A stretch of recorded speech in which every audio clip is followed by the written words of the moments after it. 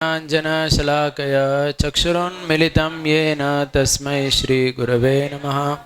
Shri Chaitanya Manobishtam Stapitam Yena Bhutale Swayam Rupa Kadamayyam Dadati Swapadantikam Vandeham Shri Guru Shri Yuta Padakamalam Shri Gurun Vaishnavamscha Shri Rupam Sagrajatam Sahagana Raghunathanvitam Tam Sajivam Sadvaitam Savadutam Parijana Sahitam Krishna Chaitanya Devam Shri Radha Krishna Padan Sahagana Lalita Shri Vishakanvitamscha Nama Om Vishnupadaya Krishna Presthaya Bhutale Shrimate Bhaktivedanta Swami Niti Namine Namaste Saraswati Deve Gauravani Pracharine Nirvisesha Shunyavadi Paschatya Deshatarine Namo Mahavadanyaya Krishna Prema Pradayate Krishnaya Krishna Chaitanya Namine Gauratushe Namaha He Krishna Karuna Sindhu Dinabandho Jagatpate Gopesha Gopika Kanta Radha Kanta Namostute Tapta Kanchana Gaurangi Radhe Vrindavaneshwari Vrishabhano Sute Devi Pranamami Hari Priye Vancha kalpa tarubhyascha kripa sindhubhya evacha patitanam pavanebhyo vaishnavebhyo namo namaha Jai Shri Krishna Chaitanya Prabhu Nityananda Shri Advaita Gadadhar Srivasadi Gaura Bhakta Vrinda Hare Krishna Krishna Krishna Hare Hare Hare Rama, Rama Rama, Hare Hare. Hare Krishna. So we're beginning the meeting somewhat at the time when we generally conclude, but somehow we had that workshop going on. Many of us were attending that program in temple. From Ahmedabad Gurukul, they were talking to us about several Vedic Max and things like that. So some of us were there. Okay, so the topic I thought of discussing today is something related to Guru Tattva, which I had learnt in Mayapur during ILS. However, I would like to start with speaking something about Srila Prabhupada because yesterday was, as per the Tithi calculation, Prabhupada's I think 57th anniversary of taking sannyas, 1959. So I think this was some theme that we had touched on last time as well. If you remember, last time we spoke about how Prabhupada had these dreams from Saraswati Thakur to take sannyas since 1947. Can that window be opened so that there is some air? Can open that entire thing. Huh? Yeah, so let it come, otherwise it's suffocating because there is no fan here. Yeah. Okay. So last time we had touched on this theme actually, that how since 1947 there were these dreams that were coming to Srila Prabhupada to take sannyas, and I was just explaining based on how Yogeshwar Prabhu explains in his book about Srila Prabhupada that in 1947 when the first dream came, why Prabhupada described that dream as horrible. He describes Prabhupada's family situation at that time. He says that Prabhupada had 5 children and the youngest son, Vrindavan Chandra, was 8-year-old. So several of us have 8-year-old children, so we know what it means to have an 8-year-old child. And there was another girl, Bhaktilata, who was 10-year-old, and another son, Mathura Mohan, who was 15 years old. And another son was 20-year-old, but he was mentally challenged. Prayagraj. So he was undergoing treatment. And there was only one girl who was married, just married. So it was in such situation that Prabhupada had to leave home. So you can imagine how it was playing on his mind, because Prabhupada says that when repeatedly the dream started coming that I should take sannyas, I always felt it was very horrible. How horrible. So many things are there to do. So of course, when we say that someone is a pure devotee and hence they may perhaps not feel anything, then in some way we are kind of limiting the human emotion that they're experiencing at that time.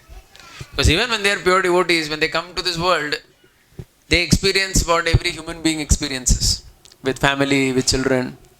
And those days we see everybody had large families, 5 children was the norm in 1940s. So it was not something very surprising. Nowadays, perhaps nobody has like that, but generally, in those times, everybody had 5-6 children, so it was normal. And in such a situation, when these dreams were coming, Srila Prabhupada felt it very horrible, but at the same time, as we discussed last time, because on one hand, the instruction of his guru was there on his head, and on the other hand, his wife's total non-cooperation in devotional service and everything related actually prompted Prabhupada to leave home for good somewhere around 1955. And then after he left home, we know that he goes to Keshavji Gaudiya Math temple and he takes sannyas on yesterday's sthiti basically from Bhakti Prajna Keshav Maharaj. And it is said that 2 things are said about Prabhupada's sannyas ceremony. One is that Prabhupada had more faith in the chanting of the holy name than so many other rituals, because he requests Akinchan Das Babaji Maharaj to sing Hare Krishna loudly, and when the pujari would tell him to reduce the volume, later Prabhupada would ask him to increase. So Prabhupada showed his faith in the holy name. That was one thing. And second significant thing about his sannyas ceremony was he gave a lecture in English after the sannyas was over. Now that's very surprising, because it is said other than that Keshav Maharaj, nobody in that Gaudiya Math understood English. You can imagine, even today if you go to Mathura and you go to some arbitrary matha, and you will not think of giving a lecture in English. Right? Even today, what to speak of 56 years ago, how would somebody speak in English to that kind of a crowd over there who had come to, see the sannyas ceremony? But it is not that Prabhupada had some superiority feeling about English language, but it's simply because his Guru Maharaj had told him that you have to preach in English language in the world. Prabhupada took that instruction when he thought about speaking in English. It is nothing about the greatness of English or anything. It is just that order was there, that you have to preach in the English language. So Prabhupada decided to speak in English. Though only his sannyas guru understood English. No one else in the audience understood anything of what he's saying. So one thing I would like to highlight, speak a little bit about Prabhupada's contribution. This is actually spoken in great detail by Tamal Krishna Maharaj. Once I think part of it I had spoken in our meeting also long back. But this is also explained by Bhakti Vidyapurna Maharaj. How everything in the Vedic scriptures can be understood as Sambandha, Abhideya and Prayojana. We know this, right? Everything. So Bhakti Vidyapurna Maharaj says that every science can be understood like that in Sambandha, Abhideya, Prayojana. So he says Sambandha means the connection. Who am I? Who is God? Who are the other people around me? Abhideya means the process and Prayojana means the goal. So he says even like Ayurveda. So he says even Ayurveda can be understood as Sambandha, Abhideya, Prayojana. What is my body? What is the nature of my body in terms of what things suit me, what does not? What is the connection of all the other family members to the situation I am in? How I should eat? So this is all Sambandha, understanding the body in that context. Then there is, but then there is God also. So suppose somebody is studying Ayurveda, he also understands the connection of that to God, because no science is taught without connection to God. And then process, how I should actually follow a diet in my life. What is the ultimate goal of doing all this? So he says everything, Varnashram, everything can be understood as Sambandha, Abhideya, Prayojana. It is not that only the ultimate goal of life is understood in terms of Sambandha, Abhideya, Prayojana. Everything is understood like that. Everything is understood like that. So Tamal Krishna Maharaj beautifully describes that Prabhupada's, again, this is very interesting, because why Tamal Krishna Maharaj, if you see why he did his PhD on Prabhupada, one reason why he did it also was because if you see the history, in 1977, there was this court case in America. It was a very big legal case against ISKCON.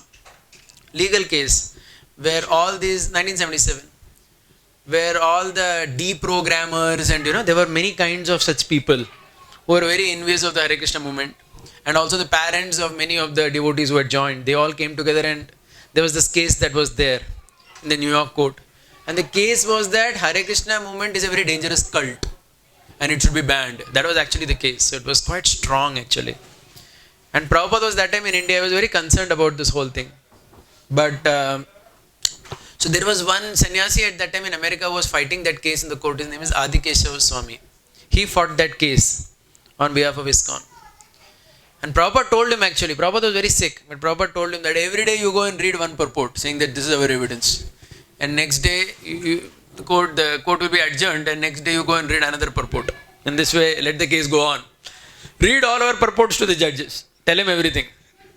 So that was Prabhupada's stance to Adi Keshav Maharaj. However, it is said that the case was over in 18 days. And the New York Supreme Court dismissed all charges. And what happened is that when Prabhupada was, I think, in Vrindavan at that time, so in the Delhi Times of India edition, the headlines was there, Hare Krishna movement is a bona fide religion. And when Tamal Krishna Maharaj saw that headlines, that's how he came to know that the case has been dismissed. He immediately ran to Prabhupada and he said, Prabhupada started to cry to see that his movement has been accepted. And the entire article of the Times of India just mentioned how the movement is a bona fide movement and America upholds the freedom of religion. So if young people wish to join, they don't see any problem with it. And all kind of cases against it were just dismissed. So Prabhupada was very happy about it. And if you see, Tamal Krishna Maharaj, because he was a very key person in that particular drama over there, later at the age of 50, in 1996, he decided to do his BA. And in 1998, at the age of 53, he enrolled for a PhD in the University of Cambridge. And if you see what he did, he basically, his PhD thesis was on how the Hare Krishna movement, the way Prabhupada taught it, it is actually perfectly in line with. So, Tamal Krishna Maharaj actually in his thesis he sets to prove 2-3 things. One is he proves that the Hare Krishna movement, which Srila Prabhupada, the way he taught it in the West, is exactly in line with our acharyas and previous predecessors and scripture and everything. And secondly, the Hare Krishna, Prabhupada also had a very significant contribution in it. Okay, so that means it is not that a teacher only repeats what the previous teachers have taught, but also he contributes something very unique to the whole thing.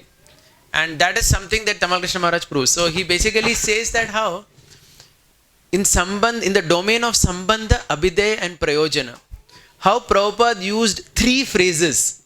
One phrase for Sambandha, one for Abhidaya, one for Prayojana. And these 3 express the entire philosophy of Sambandha, Abhidaya, Prayojana.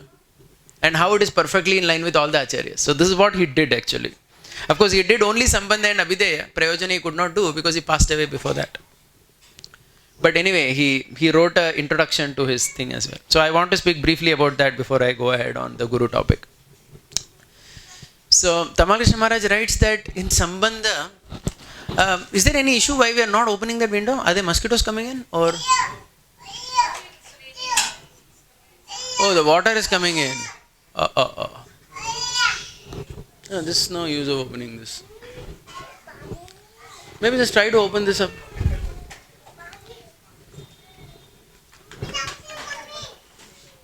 चलो चलो ठीक है मुझे तो मिल गया हुआ I'm comfortable.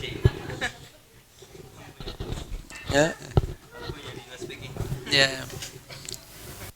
So Tamal Krishna Maharaj he writes he says that the phrase Prabhupada used to encapsulate Sambandha was this phrase that Krishna, the Supreme Personality of Godhead. This phrase. It seems a very simple phrase. But he says that Prabhupada used it 7,692 times in his writings.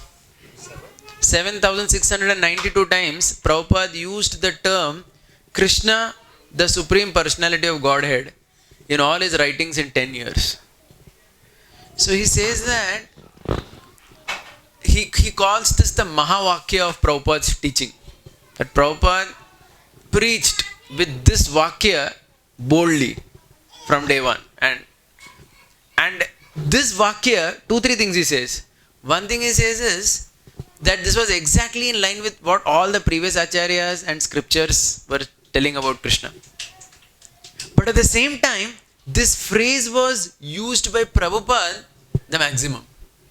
No other acharya had used this phrase exactly. He says Bhaktivinoda Thakur had used the phrase Krishna, personality of Godhead, or Saraswati Thakur had used the phrase Krishna, the transcendental absolute truth. But Supreme Personality of Godhead, no one used it. So it was in a way unique. And he says that it is not just about coining a phrase. Prabhupada organized a movement which was in line with that phrase. That means he lived that phrase. Whether he called the name of the movement as International Society for Krishna, consciousness, Krishna was there in it. Or whether Prabhupada, for example, if you see Prabhupada, the way he wrote his books, he went to America with only first canto. But immediately after going, 3 books that he released, immediately after first canto were, anyone knows which are the 3 books that Prabhupada released after first canto? No, first one, after Bhagavatam, which was the first one that he did? Teachings of Lord Chaitanya. And then Bhagavad Gita. And then Krishna book. So these 3 he did. And then he did Nectar of Devotion also actually, 1970. These 4 he did. Then after all this 4 were over only, he went to 2nd canto and 3rd canto, 4th canto, like that. And then Chaitanya Charitamrita in the middle somewhere after 5th canto, he suspended Bhagavatam, went to CC again, came back to Bhagavatam. So that also shows basically that Krishna, that 10th canto, he did it way back in 1968. That the movement was very young. Because for Prabhupada, that Sambandha, because when you say Krishna, the Supreme Personality of Godhead, it is Sambandha Gyan because it also, it encapsulates the entire philosophy. That means it makes it clear who is God, and it also makes it clear who everyone is in relation to him. So that is why it is called Sambandha. It captures the entire, gamut of our Sambandha philosophy. And it was his unique contribution, using this phrase so many times. So he basically says that in, like Jiva Goswami says, the Bhagavatam's most important verse, which he calls as the Paribhasa Sutra, is that Krishnastu Bhagavana Swayam verse, right? Where it says that all these are incarnations, but Krishna is the supreme, Krishnastu Bhagavana Swayam, but Krishna is Swayam Bhagavan. That particular phrase. That the Bhagavatam, Jiva Goswami calls it as Paribhasa Sutra. Paribhasa Sutra means, Jiva Goswami says that such verses are used only once in the scripture. Just like he says, like a king is there, like an emperor going, and the entourage with the emperor, which is walking. But the most important person in that entire entourage is who? The king. Without him, that whole big mela that is going on in the street is meaningless.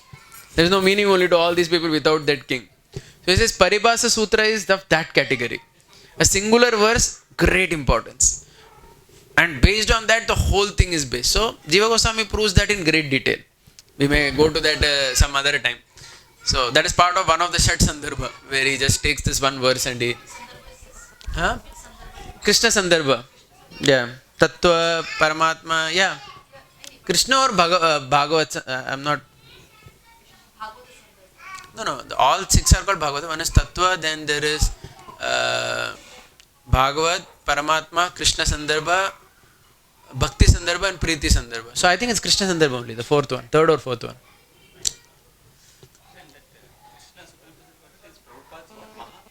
Mahavakya, that means it's great seeing. That means, yeah, he says that. So this is a very unique contribution to preach the Sambandha Tattva. Yes. The first Tattva Sandarbha is general. Then 3 of them are Sambandha. Okay.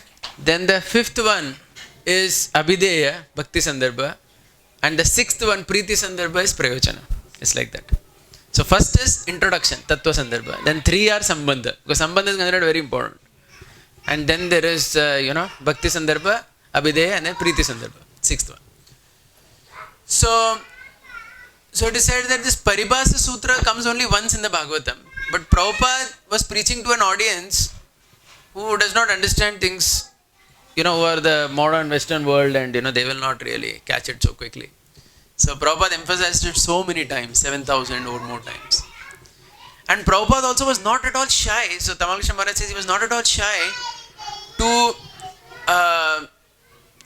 present Krishna as a, that means the concept of Godhead as a person. Though in the Western world, people generally understand Godhead as God as a very abstract, formless entity.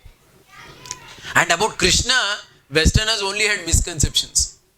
Even nowadays, you will see, if you read some book like India Today or any Karmi magazine that mentions Krishna, it will use fancy terms like the blue-eyed, romantic god of the Hindu mythology. That's how they describe Krishna actually. I have seen that many times. You just open any general book or magazine to see how they describe Krishna. So Westerners had all this concept only in them, who Krishna is. But still, Prabhupada wanted to talk about 10th canto, and that also, not just sentimentally, with a lot of philosophy behind it. So he says that Prabhupada not only used Krishna, Supreme Personal Godhead, as a phrase, but he made his entire movement, based on that phrase. He really lived that particular phrase. So that is how he describes Prabhupada's contribution in Sambandha. In Abhidaya, he explains, so this part I had actually spoken once long back, it was maybe 2-3 years ago we had spoken on this. In Abhidaya, Tamal Krishna Maharaj says that Prabhupada's use of the word, can anybody guess which word in Abhidaya, which word he would have referred to, which phrase, like Krishna Supreme Personality of Godhead is for Sambandha, which do you think would fit for Abhidaya and Prayojana? Yeah, devotional service.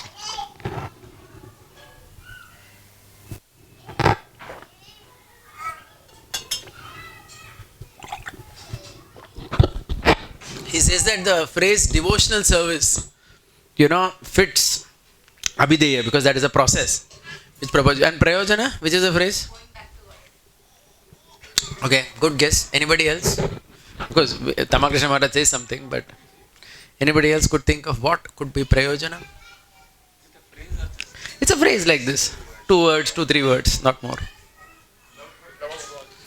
Krishna consciousness. He uses that as Abhidaya. I'll tell why Prayojana. Why Krishna consciousness. We'll come to that.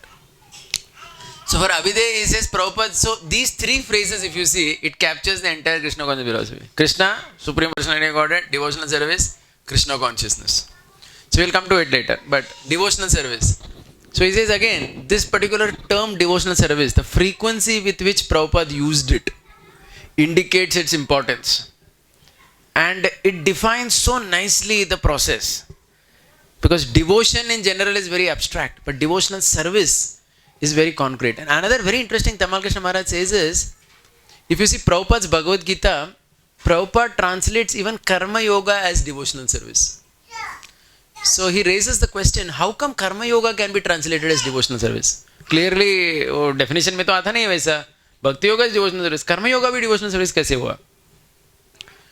So basically what Tamal Krishna Maharaj is trying to do is, in his whole thesis, he is trying to take Prabhupada's stand and he's raising questions, because that is how you are supposed to do in an academic environment for a PhD. Raise a point, raise questions, and then say that how it is perfectly in line with what Acharya said, and then say how he lived that verse, that phrase. Understood? So he says that Prabhupada used the word devotional service, and he also described Karma Yoga as devotional service because he goes back to the purports of the Acharyas. He says several Acharyas like Baladev Vidyabhushan have actually translated Karma Yoga of Bhagavad Gita as devotional service only. So what he's first of all trying to prove is that Prabhupada did not invent any new cult or idea. It is there in the scripture. But the beauty of his movement is he presented it in his own unique way, in his own unique style to the world. Because the phrases that he used, these were all English phrases. And before Prabhupada, all the Acharyas, primarily they preached in India only, where English was not required. Like all this, Bhakti, even Saraswati Thakur preached mainly in Bengali only most of the time. There was no use of using, there was no purpose in using English phrases. So Prabhupada was the first person who had to use phrases in English language. And he had to find a phrase which most aptly describes that entire Siddhanta. And he says that is Prabhupada's contribution. And not only he just introduced phrases and taught something theoretically, but he created a movement where he lived those phrases. So just like we earlier said about Krishna, Supreme Personality of Godhead, it was a phrase perfectly in line with the Acharyas, but still primarily used by Prabhupada. And he also lived that phrase. Similarly, devotional service is Prabhupada's phrase, which he used for Abhideya. And he says that Baladev Vidyabhushan and others translate Karma Yoga as devotional service because for anyone who has accepted Krishna, if he is doing any activities related to, like he gives an example, he says just like conducting marriage. Marriage actually, if somebody wants to get married, in a very strict sense, that is, you can call it Karma Yoga as in because, like what is the one definition of Karma Yoga we all know? I like to do something, so I do it. And I say that it is for Krishna's pleasure. I like to do it. Right? I like to live in a big house, so I buy a nice big house and then I keep a deity of Krishna and I say that this is Krishna's home. So that's one definition of Karma Yoga.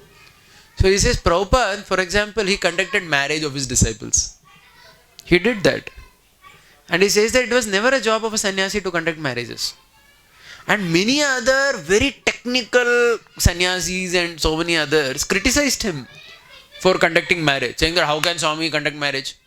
It is not a dharma of a sannyasi only to conduct a marriage. How can you do it? But they failed to understand that Prabhupada's vision was that because these people are getting married, though they are getting married for their own requirement, which in one way you could call it as Karma Yoga, but still that whole purpose of coming together is in the service of Krishna. And because it is like that, it is devotional service.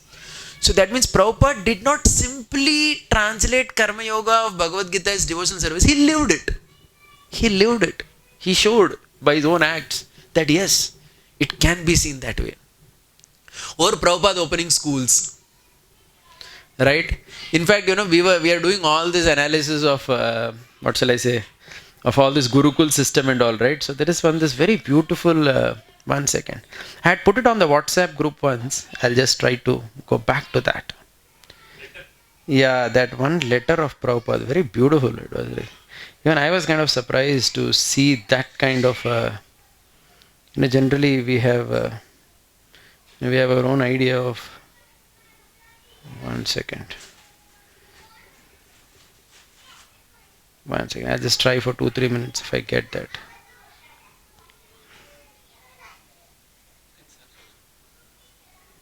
Anyone knows where the WhatsApp images? My son knows it very nicely. Only I don't know. No. You got it? Yeah, give it to me here.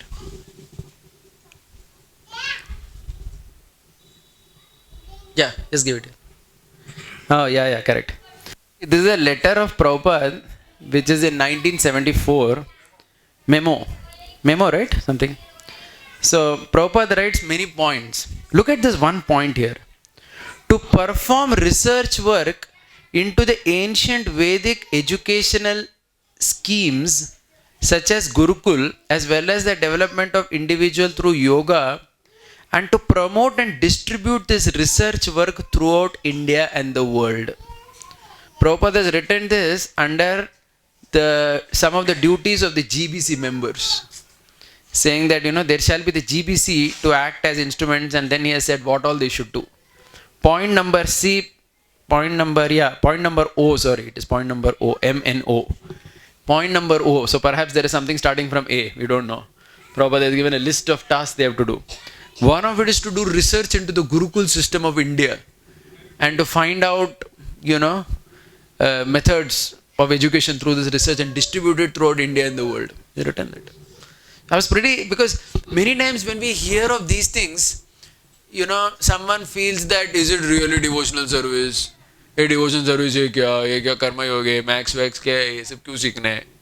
सिर्फ भगवान का भक्ति सिखाओगे तो बस नहीं है क्या? The general thought process. But Prabhupada is saying here, do research in it. This is one of the things that he has said. But the point is, from Tamal Krishna Maharaj's perspective, all these items Prabhupada saw as devotional service only. Because it was consistent with his own definition of Karma Yoga as devotional service. Because he saw the purpose behind all this. The purpose behind all this was ultimately to take a person to Krishna. When that purpose is not seen, then somebody will not understand. But that purpose is very important to know. So he says that Prabhupada's definition of devotional service was really very accommodative. It was really very wide. And that is actually what we call as a unique contribution of an Acharya. Unique contribution. I mean, at this point, I really want to again make this point once again, that how even His Holiness Radhanath Maharaj, whenever he started the hospital project or so many other projects, though many people failed to see that as devotional service in some way, Maharaj always saw it that way. Okay. And I'm just saying once again, I've told this earlier before, but I'm just making that point again, that in one councillors meeting in Bombay, when some councillor said that Maharaj, ye jo Ganga Jamuna Saraswati Prayag project and all, how is it devotional service? How is it connected? Would Prabhupada approve it? Something like that someone asked. So Maharaj's response was so confident. Maharaj said, everyone has an understanding of who Prabhupada is, and even I have my understanding of who Prabhupada is. I know it is in line with Prabhupada's teaching. So, that kind of confidence which he had, really, it told a lot actually. So that is actually a teacher, who simultaneously follows the previous acharyas very strictly, but at the same time he has his contribution. So when Prabhupada said devotional service, he meant all this. And of course, he meant so Tamal Krishna Maharaj also writes that how, if you see the 5 things, the 5 most potent processes of devotional service that is mentioned by Rupa Goswami, each of these were the pillars of Prabhupada's ISKCON. And not only they were the pillars of Prabhupada's ISKCON, Prabhupada had a unique contribution in each of them. So the whole point is that he follows his previous acharyas. He has coined a term that is most suited to describe Abhidheya as per tradition, but he has his unique contribution. So he gives some examples. I'll just tell some of them, not all. So he says, for example, Harinam Sankirtan. He says in Harinam Sankirtan, he says, Srila Bhaktisiddhanta Saraswati and other acharyas in the past, especially Bhaktisiddhanta Saraswati Thakur, he did not, for example, encourage the use of harmonium while singing. It seems Saraswati Thakur's conception was that we have to make people focus on the chanting of the holy name, Hare Krishna mantra, not on all the musical instruments. So it seems they would only have mridang and kartar. But if you see the way Prabhupada propagated Harinam Sankirtan, yes, yeah, I like air. I don't know, they blocked it. Your sister-in-law was responsible for blocking that air with it. Sorry for that.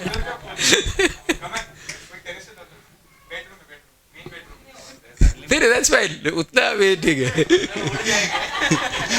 He also likes air, I know that. So you have got the right man. Yeah, we need it. There's no fan here, no? That's why. If the air is there, it's no need. But yeah. So he says, for example, Saraswati Thakur had said that you should just chant Hare Krishna and focus on that. But when Prabhupada came to the West is a place where, there are all these musicians. People love music. And right from the beginning, Prabhupada encouraged all types of musicians to bring all kinds of instruments. And Prabhupada himself always played on the harmonium. He encouraged that. Because it is not that he did not want to emphasize on hearing the holy name. That is there. But Prabhupada felt that no, all these people have to be engaged in devotional service in that. Or similarly, Tamal Krishna Maharaj says, one of the 5 pillars is Bhagavad Patan. Harinam Sankirtan, Bhagavad Patan. In Bhagavad Patan, the previous acharyas like Saraswati Thakur and all in India, when he used to publish Bhagavatam, no pictures it seems in the Bhagavatam. Many reasons for it actually. There are actually many reasons why pictures are generally not encouraged. I was hearing one talk of one Sri Vaishnava recently. So he was mentioning that putting too many pictures of Krishna at home also, he said it's a very strange thing because it has to be treated very reverentially. So he says sometimes in marriage, after the marriage, people give some bag, some sweet and all. In that also there is some Krishna. And somebody is taking that in the bathroom to wash the plate, he's keeping it down, he's keeping in the bus down. So many things he's doing. You see, we should be very careful. So the Sri Vaishnava was explaining that generally even in marriage cards and all, traditionally it was actually not encouraged only to put pictures of Krishna. Because picture of Krishna, our philosophy is what? It is not different from Krishna. What will you do with all these pictures of Krishna? You have to maintain them, right? You can't, perhaps most of us, we just discard it. But then that's also, strictly speaking, an offense. How can you throw the picture? How can you keep so many pictures? A practical problem.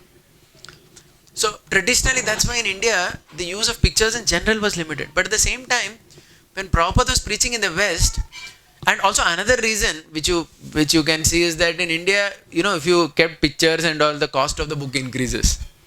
And generally India, when Saraswati Thakur was distributing his books and all, distributing to people who were very much, really counting every rupee and spending. The Indian system. Nobody likes to spend too much money. But the West is not like that. West is an opulent place, where people like lavish. And also Prabhupada wanted to engage so many of his devotees in devotional service. So if you see again how Prabhupada set up an art studio, it is an amazing story. How, for example, he got in 1968, when Prabhupada had written Krishna book, he got a group of this 10-12 artists, Jadurani Mataji and so many others, in one room in Boston. And he told them to give some 30 or some several dozens of illustrations in just a couple of months. And if you read that story, how they produced it, none of these people were professional artists. They were all just, people who had some casual interest in drawing.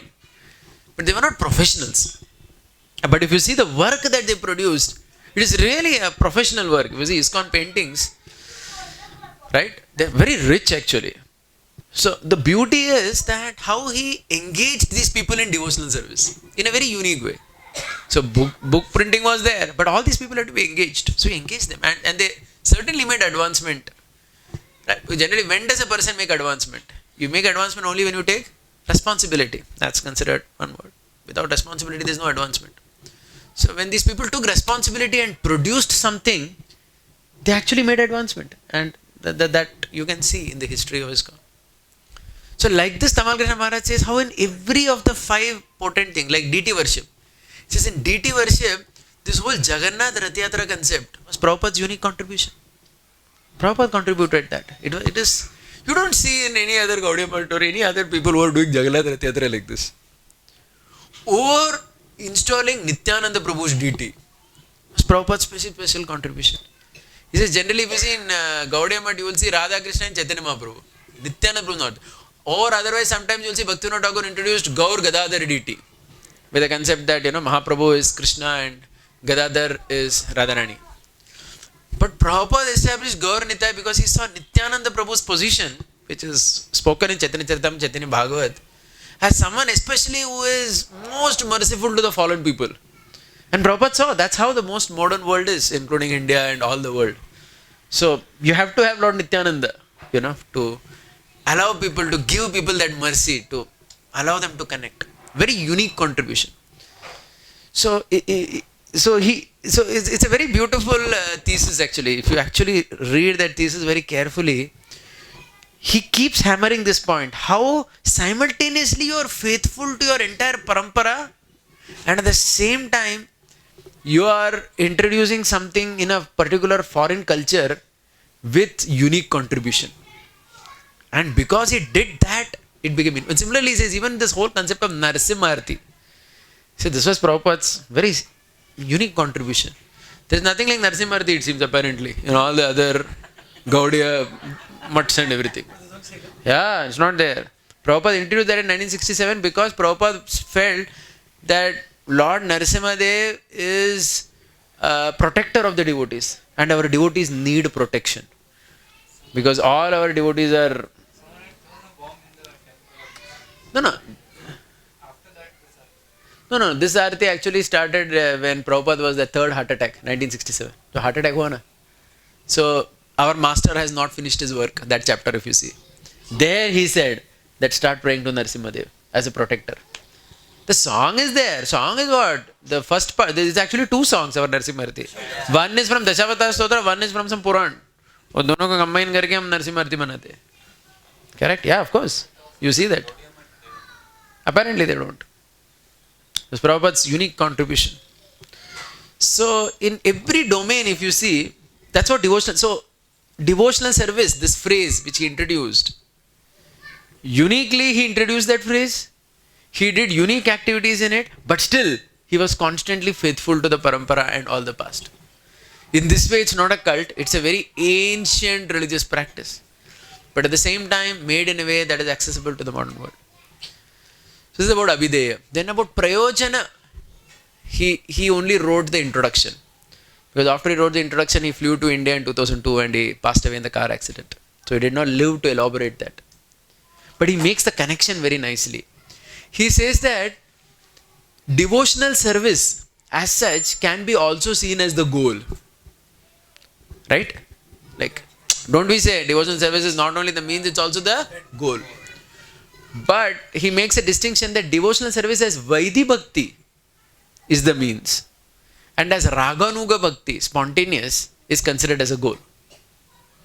So for that, in his introduction, he writes, Prabhupada's use of the word Krishna consciousness, which he used again so often, fits Prayojana. Because Krishna consciousness is the goal. The goal is to be conscious of Krishna. And when we are Krishna conscious, we have achieved the goal. So we are doing devotional service in order to become Krishna conscious. And that can be seen as so when you are always Krishna conscious, then actually you are practicing Raganuga Bhakti, spontaneous. He didn't live to elaborate that. We just cannot even imagine what he would have come up with and how he would have explained Prabhupada's contribution in the domain of,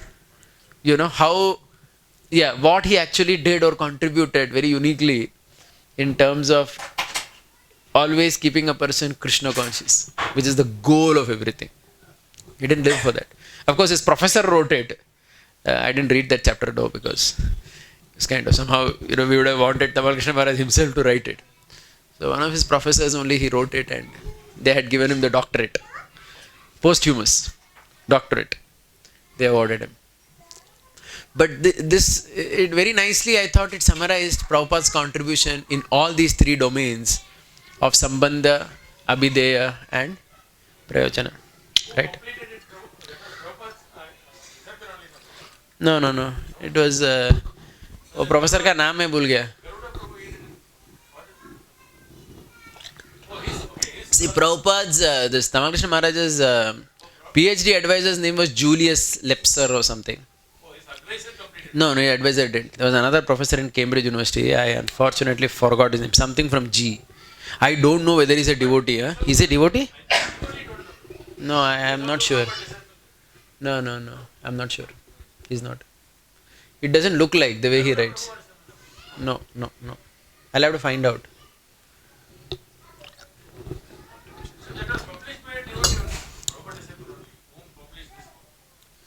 Published our devotees published it. But who completed that chapter, I don't know. I know his name. I forgot it today. Sure? Disciple only completed it?